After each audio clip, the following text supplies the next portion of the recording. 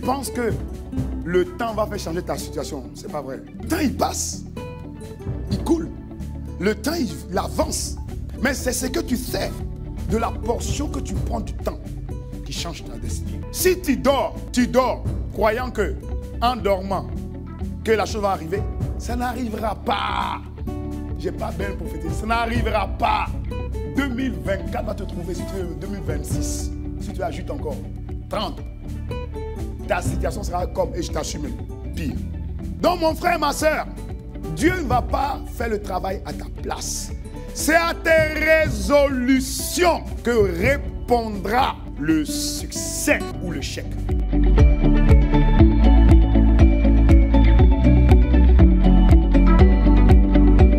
Le changement d'année ne dit pas changement dans ta vie. Le changement d'une année, tout le monde est excité. Olé, olé, chaud, chaud, chaud. On danse, on acclame le Seigneur. Laisse-moi te dire, un changement ne vient pas parce qu'on a changé du calendrier. Le changement d'une année ne va pas forcément entraîner le changement de ta vie. Il te faut un élément. Comment arriver pour que les 351 jours qui me restent soient des moments de bénédiction, de grâce, d'accomplissement des desseins, de la faveur, de la grâce de Dieu? Bien aimé, le Seigneur va faire comprendre. La nature nous enseigne. Qui est changement d'année? Même la nature obéit à ça. Il est démontré que la Terre tourne autour du Soleil. Elle a un axe qu'on appelle l'orbite terrestre. L'orbite terrestre, c'est-à-dire c'est son cap qu'elle prend. Pourquoi? Pour le Soleil qui est son étoile, qui lui apporte la vie. Et l'axe que la Terre a pris, qu'on appelle l'orbite terrestre. Elle a décidé de garder le cap 365. Une année, elle fait le tour du Soleil et elle revient sur elle-même. Et c'est ça qu'on appelle la révolution. La révolution que la Terre fait en 365 jours pour aller à un but, pour revenir à son point initial, pour marquer un tour. Elle fait une année. Et dans cette action de fixer le cap, de ne pas sortir du cap, elle fait en même temps une rotation. Et cette rotation, c'est ce qui amène le jour, chaque jour, nouvelle grâce. Elle continue. Et ça, dans son axe de révolution, d'atteindre l'objectif, lui donne les différentes saisons de l'année. L'été, l'hiver, le printemps, l'automne, etc. Et elle continue malgré les saisons. Elle dit, je ne manquerai pas mon cap. Je continuerai le cap. Même s'il fait froid, c'est pour un temps, c'est une saison. C'est pas éternel. Je garde le cap. Je vais foncer vers le but. Et à un moment, on arrive à juin. Le soleil commence à apparaître. Alléluia. Il fait plus chaud, c'est plus doux. Elle continue le taf. Et qu'elle continue, elle ne s'arrête pas, elle ne sort pas de son orbite terrestre. Même la Terre décide de se révolutionner année après année. La Terre a décidé, mais toi, mon frère, est-ce que tu as décidé? Pour qu'il y ait un véritable changement dans ta vie, il faut un élément déclencheur. Cet élément déclencheur ne vient pas de l'extérieur, il vient de l'intérieur de toi. Et c'est ce qu'il fait pour la Terre. Son élément déclencheur qui fait qu'elle ne garde pas, elle ne sort pas de son orbite, ça vient de l'intérieur de la Terre. Alléluia. Dieu nous a donné tout ce que tu as besoin pour réussir. Bien aimé, mais dans cette année 2024, il y a une décision que tu dois prendre afin d'apporter des changements notables, palpables, concrets, évidents.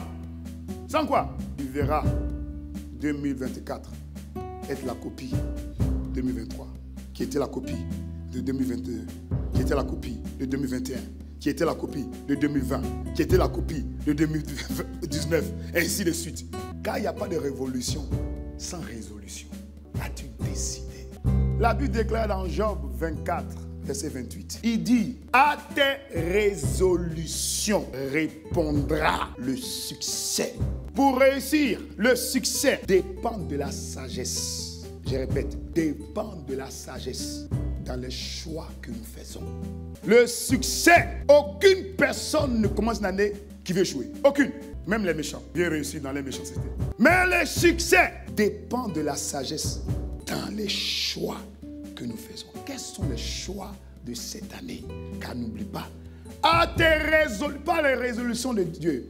Dieu a déjà résolu de te faire le bien. Mais ce n'est pas parce que Dieu a résolu de te faire le bien que tu auras le bien. Beaucoup sont en train de vivre cette vie de faire croire que comme Dieu est tout puissant, donc Dieu peut faire ce qu'il veut faire, Donc ça ne dépend pas de moi. Et donc ça dépend de Dieu. Si Dieu veut que cette année, ça soit une bonne année, il le fera. Si Dieu ne veut pas, il ne fera pas. Et donc si ça ne va pas, c'est la faute de Dieu. C'est un mensonge qui vient de l'enfer. Même si Dieu veut, Dieu ne peut pas. Il doit passer par toi. Quelqu'un qui a le succès, obligatoirement quelqu'un qui est responsable. Car personne ne peut avoir du succès s'il n'est pas responsable. Est-ce que quelqu'un a compris? Et l'ennemi a l'art de faire croire que tu n'es pas responsable. Enfin que tu n'es pas le succès. Alors que c'est le succès que tu captes. Alors que le succès ne vient que pour ceux qui sont responsables, qui prennent les décisions, qui disent oui, j'assume, oui, je déclare, oui, je ferai, oui, j'ai résolu. Si la terre peut avoir du succès, par sa résolution, tu lui amènes la révolution. À plus forte raison, l'homme créé à l'image de Dieu, du Dieu invisible, véritable. Crois-tu que si tu prends une résolution, tu n'auras pas la révolution? La Bible déclare que Dieu cherche des hommes et des femmes pour pouvoir faire, pour pouvoir travailler, pour se tenir à la brèche. Mais il ne trouve pas. Du moins, il trouve peu. Bien aimé, il y a un excellent écrivain de Williams Borham qui, et je cite, il disait que nous prenons nos décisions, puis ce sont nos décisions qui nous façonnent. Toi, tu fais juste la prise et la décision que tu as prise, elle aura l'emprise sur toi. Elle te façonne, elle te molde, elle te prépare, elle te change, elle te transforme. La Bible explique plusieurs passages que ceux qui ont fait la différence, ils ont résolu dans leur cœur.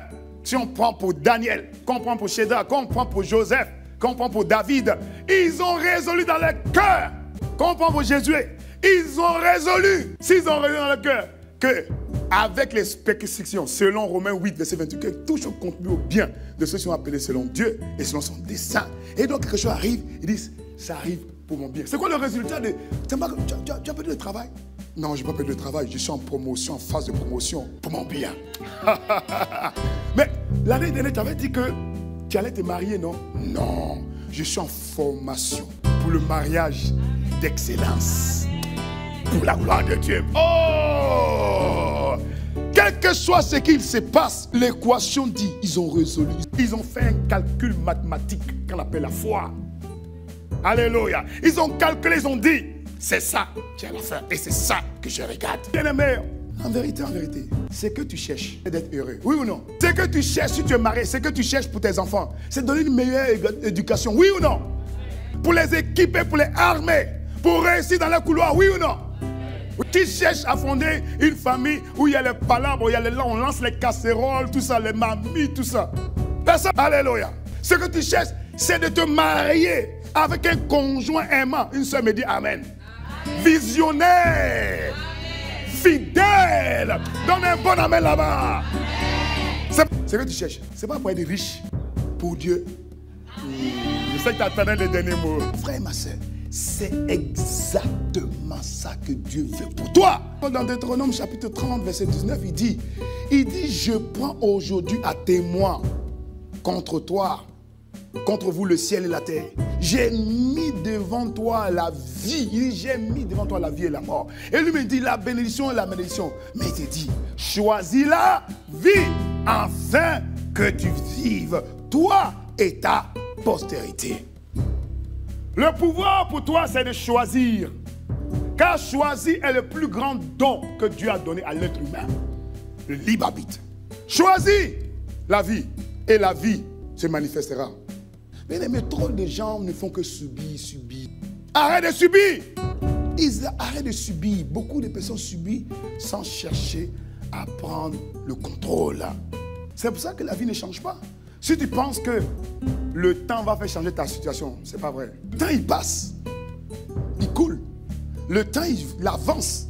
Mais c'est ce que tu sais de la portion que tu prends du temps qui change ta destinée. Si tu dors, croyant que, en dormant, que la chose va arriver, ça n'arrivera pas. J'ai pas belle pour fêter. Ça n'arrivera pas. 2024 va te trouver, si tu veux, 2026. Si tu ajoutes encore 30. Ta situation sera comme, et je t'assume même, pire. Donc mon frère, ma soeur, Dieu ne va pas faire le travail à ta place. C'est à tes résolutions que répondra le succès ou l'échec.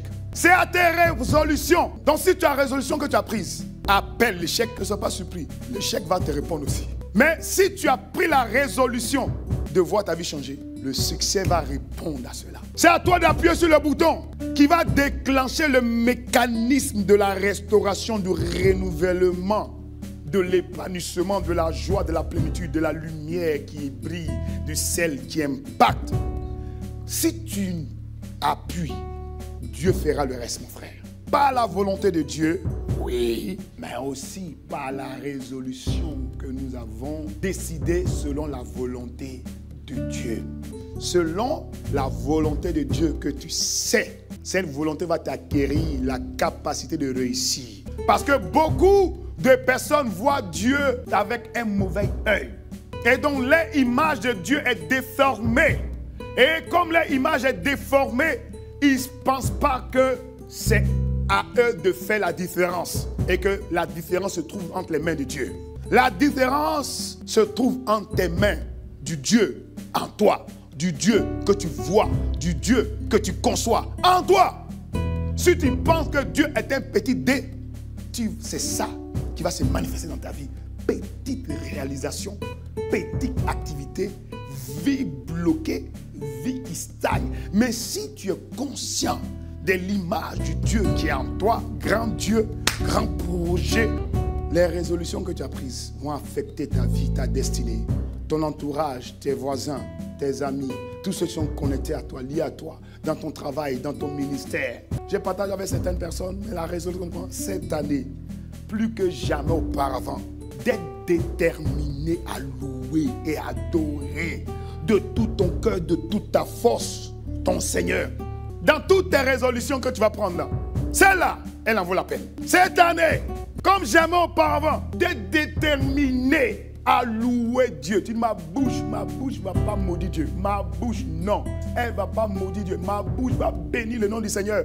Ma bouche va célébrer son nom. Ma bouche va l'exalter, l'adorer, l'élever. C'était le cas de Paul et Silas. On était en prison, mais Paul et Silas n'ont pas réglé les conditions. Ils ont loué Dieu. Ils ont célébré Dieu. Ils ont adoré Dieu. Ils ont proclamé les bienfaits de Dieu. Ils n'ont pas appelé le feu sur le geôlier. Ils n'ont pas dit envoyez le feu. Ceux qui nous ont mis en prison, on vous envoie le feu. Ils n'ont pas combattu ceux qui les combattent. Ils ont compris que à Dieu la vengeance, à Dieu la rétribution. Les bouches, ce n'est pas pour maudire. Les bouches, c'est pour bénir. Parce qu'ils sont bénis de Dieu. Ils n'ont pas besoin d'être bénis encore. Ils sont une bénédiction pour les autres. Et même s'ils sont en prison, la prison est bénie. Alléluia. Et la prison était bénie, oui ou non? Ceux qui étaient en train de se coucher et puis écouter la prière des autres, les potes aussi, malgré qu'ils n'ont pas prié, malgré qu'ils n'ont pas participé, lorsque la bénédiction a localisé Paul et Silas, la Bible déclare que toutes les portes des prisons ont été ouvertes. Alléluia. Et Dieu dit là, maintenant laisse-moi, je vais te montrer. L'autre, au départ, tu as fait ta tactique militaire. Laisse-moi faire maintenant. Ce que tu vas faire là, ce n'est pas avec les balles qu'on va prendre. Ce n'est pas avec les flèches qu'on va attaquer. Ce n'est pas avec les armes qu'on va attaquer. Rentre dans notre dimension, la dimension de la louange et de l'adoration. Alléluia. Célèbre le Seigneur. Vois aujourd'hui la victoire devant tes ennemis. Alléluia. Alléluia. Il a dit, fais le tout chaque jour. Fais le tout, fais le tout, fais le tout. Glorifie le nom du Seigneur. Au 7e, célèbre le Seigneur. Et tu verras, la Bible déclare, c'est que les bulldozers n'ont pas pu arrêter. Mais la louange, l'adoration a fait exploser les murailles. Mon frère, cette année, loue Dieu. Loue Dieu. Tu as trop prié là, passe à une autre dimension. Dis à ton voisin, passe à une autre dimension. La grâce de Dieu. Loue le Seigneur. Loue le Seigneur. Alléluia. Décide de le louer du seul. Amen. Somme 34, verset 2 nous dit encore, je bénirai l'Éternel en quelque temps, quand ça va bien, quand j'ai eu la victoire, en tout temps. Je bénirai l'Éternel en tout temps. En tout temps, je te bénirai. Tout temps, je bénirai le Seigneur. En tout temps, je te bénirai. Tout temps, toute ma vie. Tout temps, je bénirai. Tout temps, en tout temps, je bénirai. Je bénirai le Seigneur en tout temps. Au lever du soleil, je bénirai. Au coucher du soleil, je bénirai. Au travail, je bénirai le Seigneur. Dans mon travail, je bénirai. Dans mon mariage, je bénirai. Je te bénirai toute ma vie. En tout temps cette année, je te bénirai. En tout temps cette année, je te bénirai. Car ton nom est béni, ton nom est sanctifié, ton nom est glorifié, ton nom est élevé. Au-delà des temps, des circonstances, je te bénis. Est-ce que c'est ça que tu veux bénir? Alléluia. Mon frère, cette année, dans cette première résolution, qui est ma résolution, que je partage avec vous. Je passe du temps à louer Dieu. Et commence quand? Aujourd'hui. Et fais-en une pratique quotidienne à partir de maintenant. Arrête de te plaindre. Il est au contrôle de ma vie. Seigneur, je te bénirai. Je t'adorerai. Merci, Seigneur. Alléluia. Deuxième résolution. Cette année, décide de ne pas souffrir en silence. Ouvre ta bouche, parle à Dieu. Cette année, ne fais pas semblant. Parle-lui. La Bible dit que ses oreilles ne sont pas sourdes pour entendre, ni sa main trop courte pour te délivrer. Parle-lui. It is your daddy. C'est ton père par excellence. Sois sincère.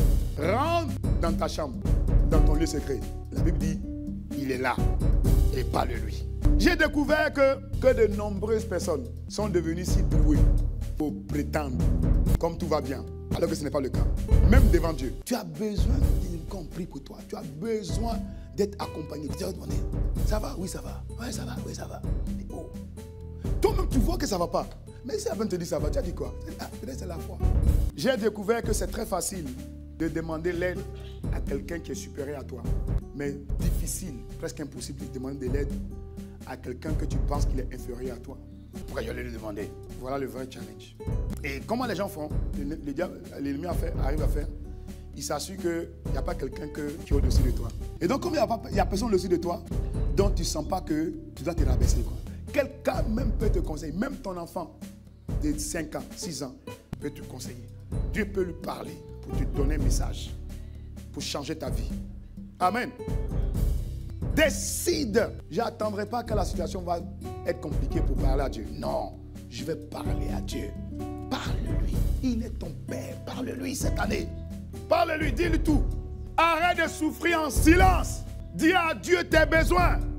Et les gens donnent tellement de titres. On appelle ça l'assurance, la maîtrise de soi. Si toute confiance en toi amène à ne pas prendre conseil quand tu vois que quelque chose ne va pas dans ta vie, c'est de l'orgueil.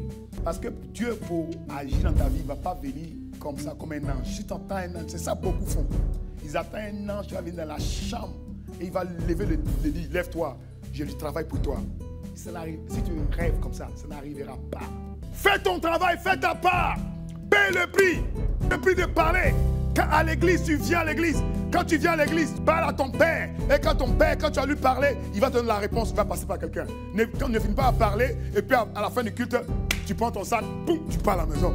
Tu es à la maison, Dieu t'a répondu. Il y a quelqu'un ici qui a ta solution. Mais si tu prends le temps d'échanger avec lui, à te donner une parole, il a la solution. Il ne faut pas négliger.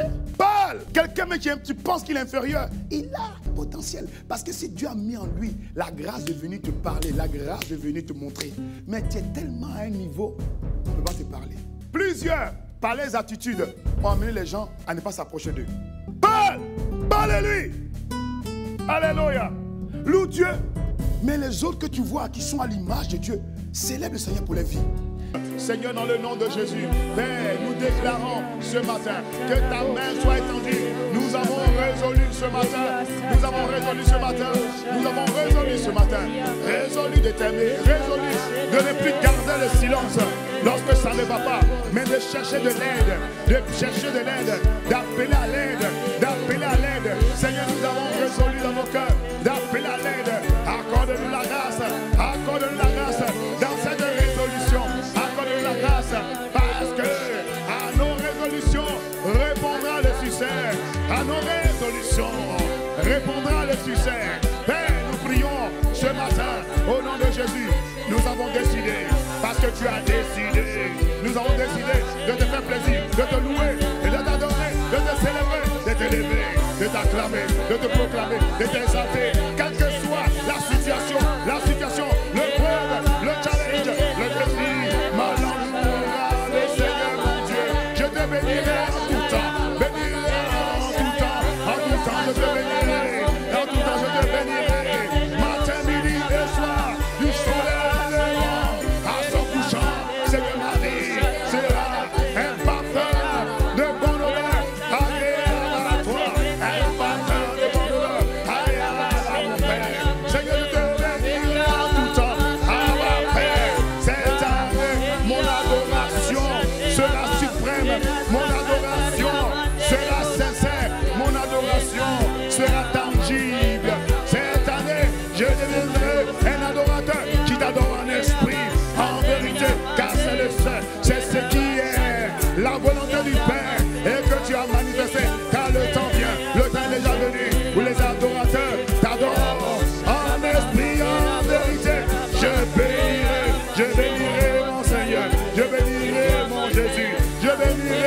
intercesseur. Je bénirai mon sauveur. Je bénirai. Pour enfin que je sois une bénédiction pour l'atmosphère, une bénédiction pour la famille, une bénédiction dans mon travail. Je